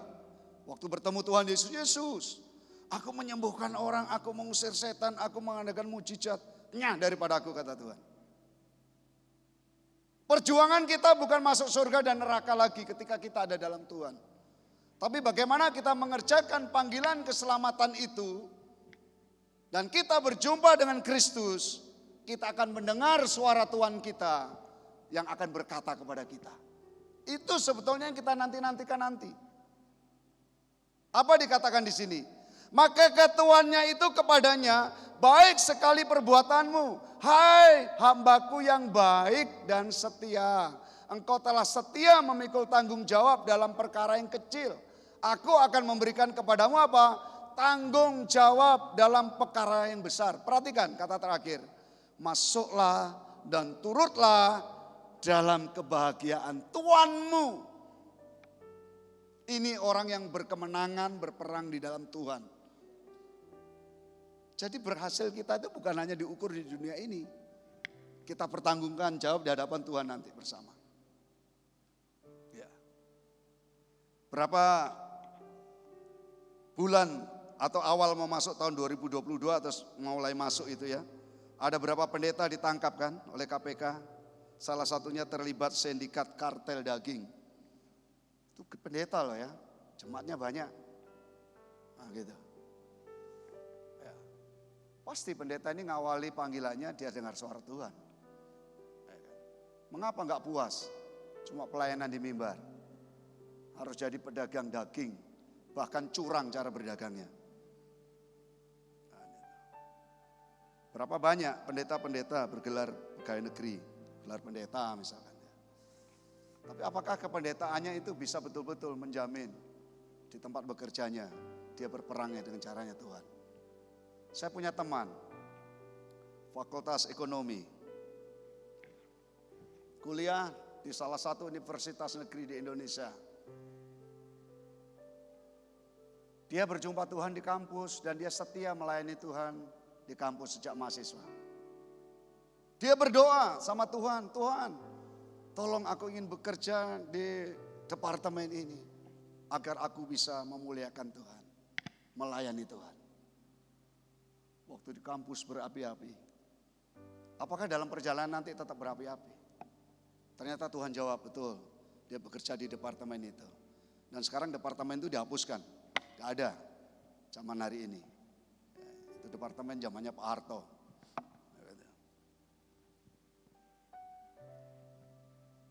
Di tempat bekerja ternyata untuk menyembah Tuhan, melayani Tuhan itu enggak seperti di mimbar. Ada dua pilihan, mau kompromi dengan cara pekerjanya saat itu. Karena untuk jadi pegawai negeri itu udah ada olok-olokan dulu soalnya. Pegawai ngeri katanya gitu ya. Pegawai ngeri tahun-tahun itu kan gitu. Tapi sebetulnya nggak ngeri sih. Setiap pegawai negeri saat itu pun dapat jatah beras, pasti hidup. Nah, ternyata di kantor dia paling vokal, dia nggak mau korupsi, lalu didisiplinkan dia. Tidak diberi meja, tidak diberi tempat di kantor, cuma disuruh absen. Habis itu pulang. Kalau Bapak Ibu melakukan firman Tuhan seperti itu, haleluya atau haliduka, pulang dari kantor. Ya. Teror mentalnya. Absen saja kamu. Sampai kapan ditunggu menurut. Enggak nurut-nurut dia saudara. Nah. Pegawai kan ada hukumnya dan segalanya itu. Tapi cara Tuhan itu dengan cara yang berperang caranya Tuhan, komitmen dengan Tuhan, itu enggak sia-sia. Ternyata dia ada tugas baru. Promosi naik lagi malahan. Ya. Dia tetap enggak mau jadi orang kompromi. Karena kebijaksanaannya dia mau dibunuh. Saya enggak tahu tadinya, Mas temani saya 3 hari aja tidur katanya. 3 hari aja tidur. Waktu itu saya jadi pendetanya, ya di tempat dia bekerja itu, temani saya tidur. Kenapa saya bilang? Saya enggak mau kompromi. Waktu saya ke Jakarta, masak pupuk yang harusnya untuk masyarakat dia jual sama anak buahku, sama pimpinan semua. Saya enggak mau tanda tangan dia bilang. Ternyata waktu bekerja tanya sama Tuhan, Tuhan menjawab. Di tempat pekerjaannya sekarang dia berperang. Dan puji Tuhan dia berperang konsisten dengan caranya Tuhan. Dalam perjalanan hidupnya masih bujang, wajar. Berperang kayak apa pasti menang. Coba kalau punya istri, punya anak. Sudah nangis anaknya, Pak minta susu. Kira-kira goyah enggak? Gitu. Ya. Dia dapat istri, lahir dari Jakarta, besar di Jakarta, kehidupannya jauh dari langit dan bumi. Karena keluarga istrinya ini pedagang mutiara. Pedagang berlian juga. Tapi waktu mau menikah, dia tidak menikahi masalah pangkat dan kedudukannya. Dia mencintai karena laki-laki ini mencintai Tuhan. Yang jadi pergumulan buat dia, kalau saya masih hidup, prinsip iman saya, istri saya ini makan enggak sama anak saya. Dia biasa hidup enak. Kalau saya tinggalkan, pasti istri saya gajinya nanti lebih banyak. Itu pergumulan. Seorang laki-laki enggak mau direndahkan. Maunya gaji lebih tinggi sehingga istrinya takluk dalam dirinya. Nah ini cara yang salah kan. Saya bilang konsultasi dengan istri. Kalau mau hidup di dalam Tuhan. Setelah itu dia putuskan. Saya tetap hidup berperang dengan caranya Tuhan. Saya tinggalkan tempat ini. Saya lebih baik ke Jakarta. Langsung dia mutasi ke pusat. Tetap gaji murni. Tapi istrinya masih bisa berkarir. Menang kan dengan cara yang Tuhan. Gajinya tetap enggak tambah. Istrinya masih menghormati, masih respect. Yang paling bahaya itu kita hidup suami istri. Kita enggak saling mengingatkan, itu yang paling bahaya malah. Oh ya itu bisa Pak. Karena dia istrinya penghasil uang. Coba kalau dia sendiri suaminya. Saya juga punya teman pegawai negeri. Dia kuliahnya jurusan hukum. Dia lulus dari salah satu universitas di Indonesia juga yang terkenal. Dia pegawai negeri. Pangkatnya lumayan, bahaya. Dan dia tidak pernah kompromi dengan atasannya. Kalau masalah diajak korupsi. Bahkan di gerejanya, di tempat kerja dijuluki Pak Pendeta. Dia suka bersaksi, dia suka menginjil. Dan karunianya itu memulihkan orang-orang bermasalah di keluarga. Lalu juga membawa orang-orang dari seberang untuk terima Kristus. Terakhir dia dipanggil atasannya, disuruh menangani pengadaan barang. Dia tahu orang hukum celah-celah di mana nanti. Semua itu potensi korupsi dan permainan. Dia enggak mau. Dan dia juga diperlakukan cuma suruh tanda tangan di kantor, lalu pulang, teng. Anaknya mau makan, ya pegawai negeri tetap makan kan. Makanya kalau ada pegawai ngomong saya mau makan apa, kalau cuma makan gaji itu merendahkan Kristus. Karena Yesus pernah bicara apa? Manusia tidak hidup dari roti saja, tapi dari setiap firman yang keluar dari mulut Allah. Khotbah di mimbar gampang, nggak ada pendeta khotbah ditempelengin. Tapi kalau Bapak Ibu khotbah di tempat kerja Bapak Ibu melakukan firman Tuhan seperti Yosua katakan ibadah itu bekerja. Bapak Ibu bisa ditempeleng atasan kalau nggak nurut. Kan bisa seperti itu. Efeknya fatal. Bisa didisiplinkan, bisa dibully. Bertahan nggak? Puji Tuhan, teman saya ini bertahan. Ini tahun berapa? 2022. Yang saya cerita pertama tadi eranya Pak Harto, bolehlah. Tapi ini era hari ini, ternyata bisa. Ternyata bisa. Yang teman saya ceritakan yang pertama sudah almarhum itu. Sampai mengakhiri hidupnya. Dia bukan pendeta tapi membuka jemaat. Dia kadang-kadang khotbah di gereja. Tapi dia nggak pernah tertarik gelar pendeta. Saya pegawai negeri. Tapi saya hamba Tuhan. Dia bina orang-orang rusak itu. Dia bagaimana dipulihkan di dalam Tuhan. Bahkan di tempat kerjanya waktu itu setiap departemen itu harus punya koperasi. Dia bina orang yang hancur hidupnya. Bagaimana diperkenalkan dengan Tuhan di gereja. Lalu dia tunjuk kamu harus mewakili saya membawa nama Tuhan. Kamu pegang jadi bendahara. Soal jadi pemimpin koperasinya agama apapun gak masalah. Betul tidak 1 rupiah pun koperasi itu bocor uangnya. Dan koperasi di departemennya dia itu menjadi koperasi terbaik saat itu seluruh Indonesia. Akhirnya jemaat tadi ini bisa wawancara dengan Pak Harto. Zaman itu wawancara dengan presiden itu boro-boro saudara. Karena keteguhan seorang mahasiswa dari awal ketika bekerja, dia komitmen berperang dengan caranya Tuhan. Karena dia tahu waktu berdoa, Tuhan tempatkan itu pekerjaannya di situ. Dan itulah tempat penyembahannya, disitulah tempat pelayanannya. Dia gak kenal kompromi. Kalau saya yang cerita diri saya memang Bapak Pendeta wajar, enggak. Yang saya ceritakan jemaat biasa. Dia bisa. Kalau jemaat aja bisa, masa pendeta aja yang tangkap KPK, lalu ada pendeta yang kemarin bisnis online itu juga ditangkap polisi karena terlibat di dalamnya. Saya juga heran di Samarinda ini ada pendeta-pendeta yang tertipu uangnya itu sampai 100 juta, 80 juta. Fokusnya di mana sekarang? Saya percaya hamba Tuhan ini awalnya pasti mendengar suara Tuhan, dia melaksanakan panggilan Tuhan, tapi rupanya hati manusia itu bisa berubah dalam peperangan dan dalam perjalanan hidup. Terakhir saya beri kesaksian. Saya punya seorang dosen, ini Chinese dua-duanya. Bahkan suaminya itu dekan saya. Istrinya itu ketua jurusan merangkap. Karena dia sebetulnya dekannya di Brawijaya. Saya kuliahnya di Universitas Katolik. Tapi suaminya ini walaupun Chinese waktu itu, dia bisa masuk di militer. Pangkatnya tentu, kalau sarjana itu perwira. Perwira. Karena istrinya ahli gizi, tahun 80 itu gelarnya sudah PhD. Ya. Masternya itu ada 6, kalau enggak 5 di belakang. Berbagai disiplin. Pintar betul orangnya memang. Dan saya salah satu murid yang dicari untuk dibimbing dia.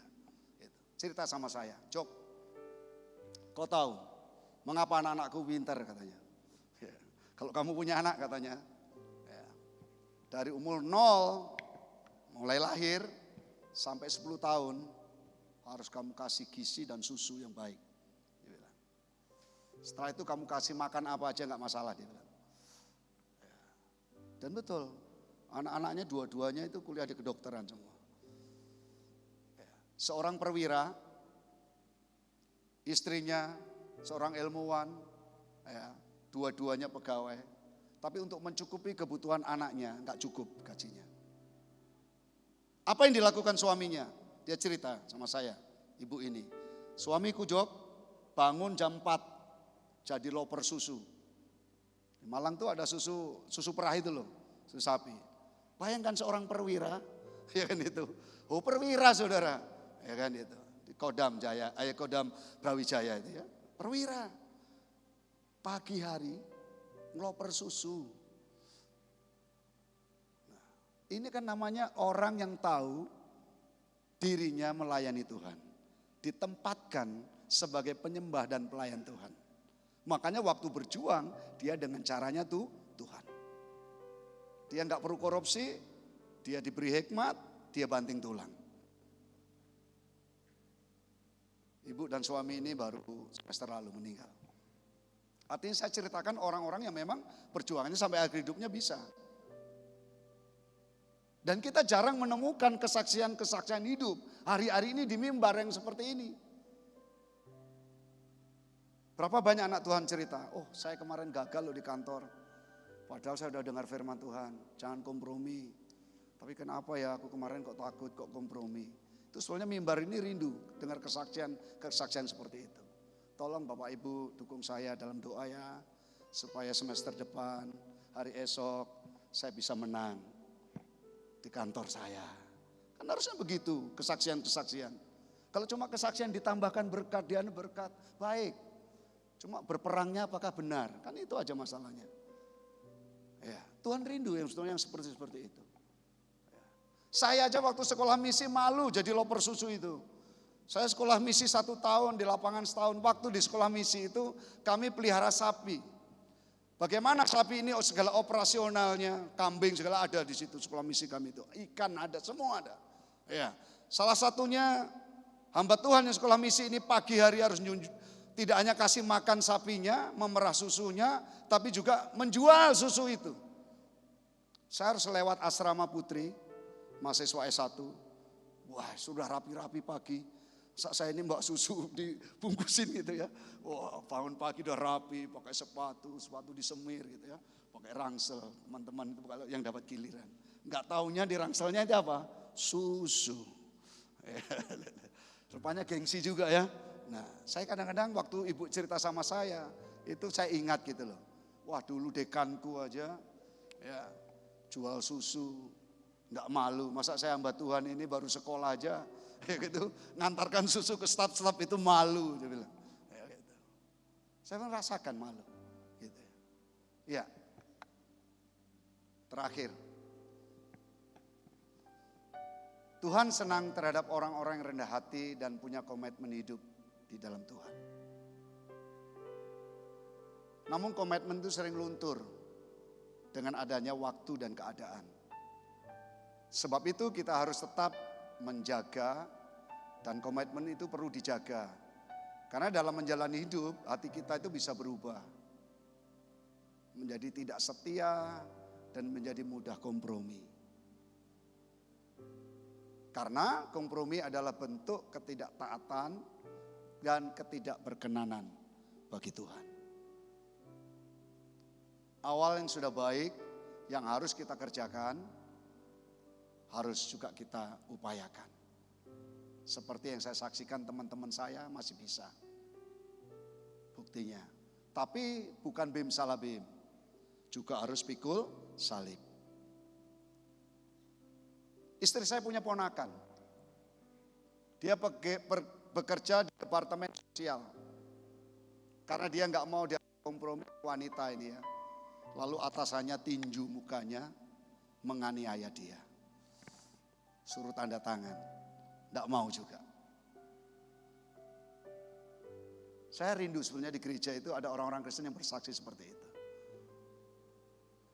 Tapi hampir semua hilang di gereja itu ya. Iya, dia tetap bertahan tidak mau. Dan akhirnya betul, pimpinannya bermasalah, dia aman, dia bisa naik jabatan. Tapi kan harus melalui tinju dulu, mau bonyok-bonyok dulu. Karena orang biasanya kalau bicara uang mudah kompromi. Iman itu nomor 2. Dengan berbagai cara dan alasan.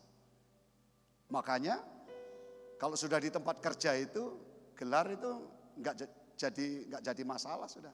Mana pendeta, mana pendekar hampir sama sudah.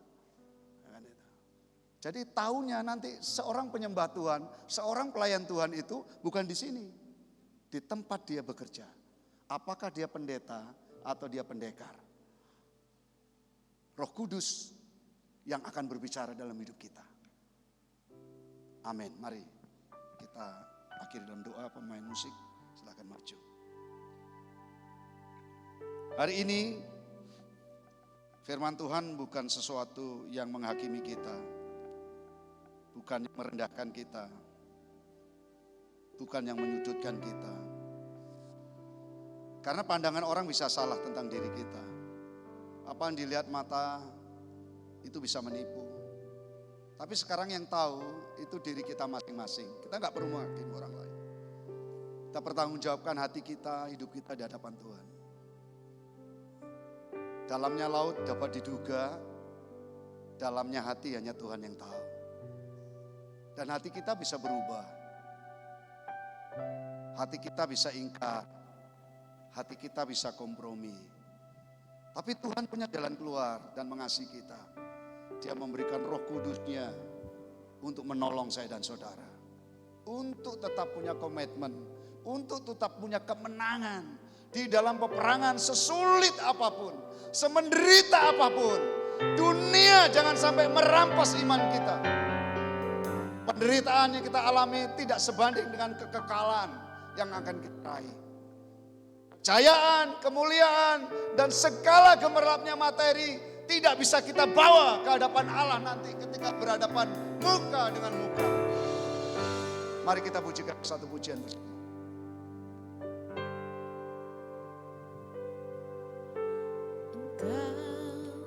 Tuhan yang setia, Percayalah Tuhan, saudara, Tuhan yang setia. waktumu selalu yang terbaik. Amin. Engkau Tuhan sandaranku, dan ku hanya kan berharap padamu. Satu-satunya yang ku andalkan, satu-satunya yang ku percaya. Engkau sumber kekuatan, sumber pengharapan, sumber kedamaian.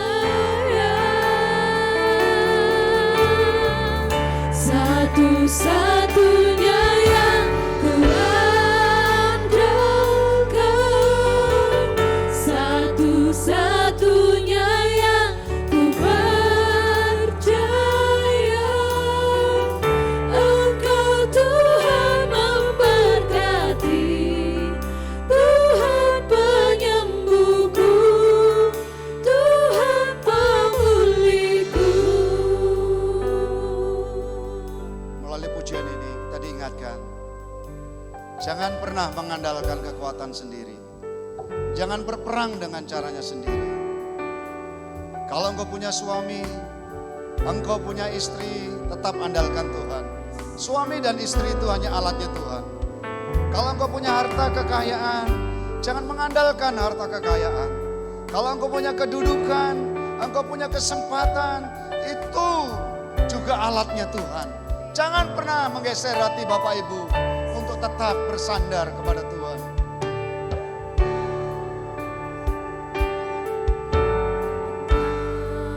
Tuhan yang setia,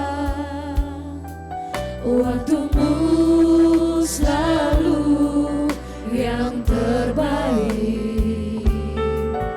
Engkau Tuhan sandaranku, dan ku hanya kan berharap padamu. Satu-satunya yang ku andalkan, satu-satunya yang ku percaya.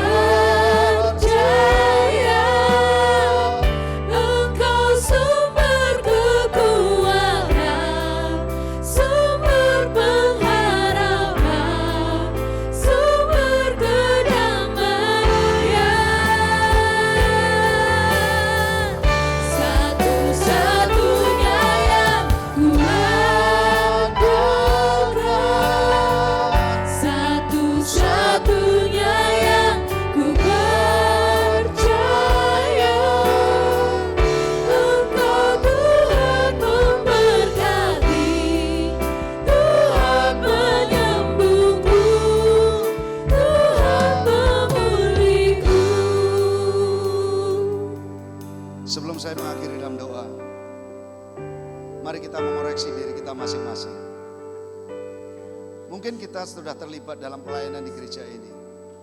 Mungkin kita sudah menyembah, memuji Tuhan di tempat ini. Tapi sesungguhnya penyembahan Bapak Ibu ada di rumah, ada di kantor, ada di tempat pekerjaan Bapak Ibu. Benarkah orang lain melihat Bapak Ibu seorang yang menyembah Tuhan, seorang yang melayani Tuhan? Sebelum pulang dari tempat ini, kalau mulai hari ini kita sudah mengandalkan dengan apa yang kita miliki, tidak lagi mengandalkan Tuhan dan mulai tergeser hati kita, ayo kita datang dengan rendah hati. Tuhan, terima kasih. Aku mau fokus lagi kepadamu. Aku mau lebih lagi mengandalkanmu. Semua yang kumiliki, kekasihku, teman hidupku, anak, harta kekayaanku, itu hanya alatnya Tuhan. Tidak pernah bisa menggantikan kehadirannya Tuhan. Sebelum dari tempat ini, mintalah supaya Roh Kudus berbicara dalam hidup Bapak Ibu. Roh Kudus bisa bicara secara langsung. Tapi yang paling sulit buat kita mengakui suara Tuhan lewat sarana lain. Lewat teman hidup kita, lewat rekan kerja kita, lewat anak-anak kita, bahkan lewat musuh kita sekalipun. Tuhan bisa pakai mereka untuk berbicara di dalam hidup kita. Berdoalah supaya hati Bapak Ibu diberi kepekaan tatkala Roh Kudus rindu menolong Bapak Ibu untuk mendengar suaranya, mengalami berkemenangan bersama dengan Dia. Karena kemenangan yang dari Dia akan menjadikan kita anak-anaknya menikmati damai sejahteranya. Terima kasih Tuhan untuk firman-Mu. Kami bersyukur Tuhan mengasihi kami. Tuhan rindu menolong kami. Tuhan mau melihat kami orang-orang yang berkemenangan. Dan nanti tatkala kami berjumpa dengan muka, kami disebut orang-orang yang menikmati kebahagiaan bersama Tuhan kami yang namanya Yesus. Haleluya. Amin.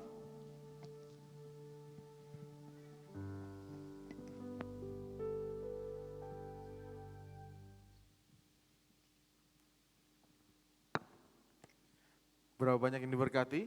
Bisa lambaikan tangan, beri tepuk tangan yang meriah bagi Tuhan kita. Iya, Bapak Saudara, pagi hari ini, sore hari ini saya akan menyampaikan beberapa pengumuman. Namun sebelumnya, adakah jemaat Tuhan yang baru pertama kali hadir pada sore hari ini, supaya kita bisa terkoneksi dan Bapak Ibu Saudara yang baru pertama kali hadir bisa mengetahui segala informasi mengenai gereja ini. Jika ada bisa angkat tangannya, supaya kita bisa terkoneksi. Apakah ada?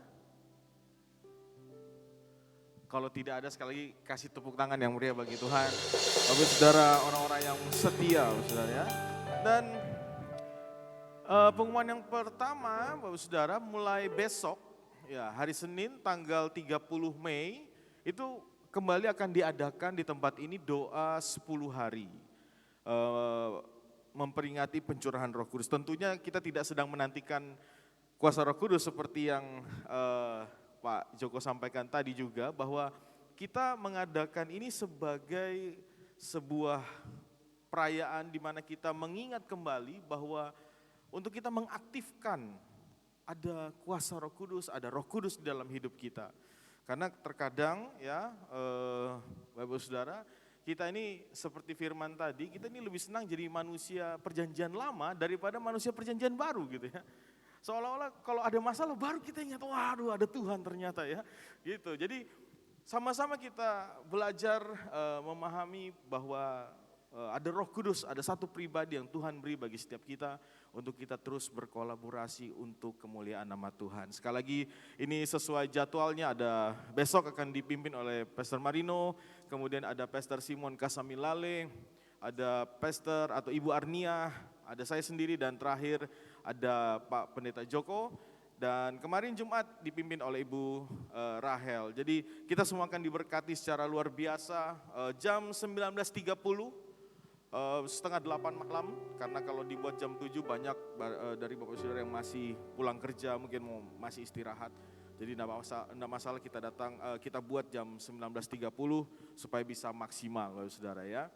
Dan yang kedua, dan juga diadakannya di tempat ini, di ruangan ini, karena di ruangan lantai 2 itu juga akan diadakan pelatihan bagi hamba-hamba Tuhan yang kita bekerja sama dengan GPCC. GPCC memberikan bantuan untuk membangun beberapa gereja di Kalimantan Timur khususnya. Jadi hamba-hamba Tuhannya bukan hanya mendapat bantuan gedung gereja yang dibangun, tapi juga mendapat pelatihan untuk membentuk karakter dan mentalitas yang lebih baik lagi. Jadi selama 4 hari, jadi Senin, Selasa, Rabu, sampai Kamis akan ada training hamba-hamba Tuhan di lantai 2 di Agape Room. Jadi kita akan pakai di atas sini ya. Mereka sampai sore, kita mulainya agak malam. Tapi karena memang kondisi ruangan pasti harus di clean up dan sebagainya. Kalau kita di bawah pasti akan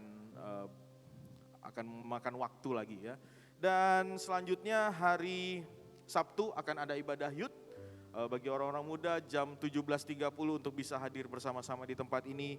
Kita memuliakan nama Tuhan bersama dengan orang-orang muda. Dan juga Bapak Saudara, ini yang tidak kalah penting saya harus sampaikan. Bapak Saudara, mungkin hari ini Bapak Saudara ada yang berbeda dalam hal memberikan persembahan Bapak Saudara ya. Hari ini kita akan mengadakan persembahan mulai hari ini, itu akan ada 2 kali persembahan yang akan diedarkan. Kenapa Saudara? Karena yang satu itu dipakai untuk membantu operasional gedung gereja, yang satu lagi untuk pembenahan seperti yang Bapak Gembala telah sampaikan, sound system dan LCD ya, dan kelistrikan. Sekali lagi saya mau menjelaskan sedikit kenapa kita harus menambah pengambilan persembahan Bapak Saudara, karena memang ini sebuah keharusan gitu. Dulu di gereja lama sound system seperti ini udah bagus banget ya, tapi begitu pindah ke tempat ini, wah itu makanya Saudara akan timbul masalah baru. Kelihatannya tidak ada masalah, tapi Saudara, contohnya tadi pagi itu kita terlambat sekitar 10 menitan. Karena apa? Semuanya on tapi suaranya nggak keluar gitu. Kemudian beberapa waktu lalu kita terlambat 35 menit gitu ya. Nah, kenapa? Karena memang ada instalasi juga yang harus dikerjakan, kabel-kabelnya ini sudah memakan waktu, ada yang lebih dari 10 tahun, bahkan alat-alat juga ada lebih dari 10 tahun, bahkan beberapa juga alat ini masih dipinjami, Saudara. Jadi benar-benar kita kita benar-benar ingin meremajakan alat-alat ini biar menjadi lebih baik lagi. Jadi Bapak Saudara, kalau dulu ruangannya kecil, sekarang ruangannya lebih besar, operasional gedung juga lebih besar, dan Bapak Saudara, saya harus yakinkan Bapak Saudara bahwa gereja ini gereja yang benar-benar memiliki integritas. Orang-orang yang ditaruh untuk pegang keuangan itu orang-orang yang punya integritas, dan itu semuanya double check untuk memastikan semua pengeluaran itu tepat guna adanya. Jadi Bapak Saudara tidak perlu khawatir. Oleh sebab itu kalau Bapak Saudara lihat, ingat persembahan itu sekalipun pandemi kita hanya ambil 1 kali. Jadi semuanya digunakan sebagaimana mestinya. Dan karena memang ini situasi sudah semakin seperti ini, sepertinya urgent sekali, jadi harus diambil persembahan untuk 2 kali. Jadi Bapak Saudara, setelah ini kita akan mengambil persembahan yang kedua. Saya percaya taburan Bapak Saudara sangat bermanfaat bagi kita semua dan kemuliaan nama Tuhan. Sekali lagi, selamat memberi dengan sukacita. Tuhan Yesus memberkati. Mari sama-sama kita akan memberikan persembahan kita yang sudah memberikan. Saya undang langsung kita berdiri sama-sama. Kita akan pulang juga dengan membawa berkat Tuhan sore hari ini. Haleluya. Kami percaya pulang dengan membawa berkat-Mu Tuhan. Yes. Kasih setiamu nyata bagiku, hikmat kebajikan tersedia bagiku, sebab alasanku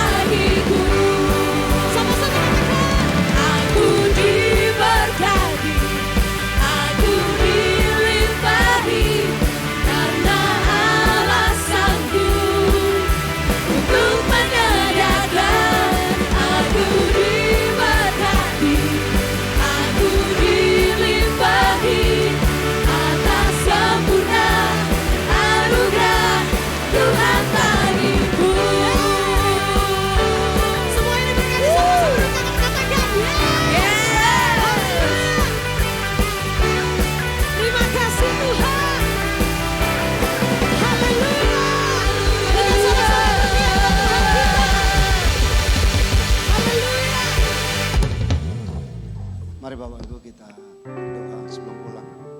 Terima kasih hamba-hamba luar biasa dari pagi sampai malam ini dengan lawatan Tuhan, kuasa Tuhan boleh melayani kami bersama.